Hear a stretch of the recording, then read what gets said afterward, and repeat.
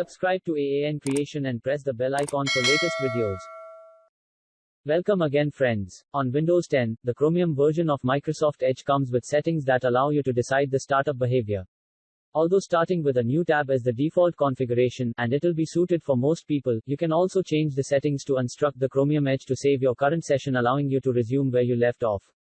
Or if you work with the same websites every day, you can specify the pages that the browser should load on startup. In this video, you'll learn the steps to change the startup behavior of the Chromium version of Microsoft Edge on Windows 10. First, to start Microsoft Edge on a new tab, use these steps. Open Microsoft Edge, and click the Settings and More three-dotted button on the top right corner. Next, click on Settings, and click the On Startup page. Next, select the Open a New Tab option. Once you complete the steps, Microsoft Edge will always open on a new tab during startup. Second, to open the last session tabs with Microsoft Edge, use these steps. Go to the On Startup option and select the Continue where you left off option.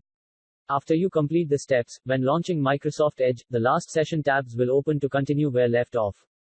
Third, to open one or multiple pages on startup with Chromium Edge, use these steps. Go to the Click the On Startup page, and select the Open a Specific Page or Pages option. Next, click the Add a New Page button, and specify the link for the website you want to open on startup. Next, click the Add button, and click the Add a New Page button again to add multiple pages on startup.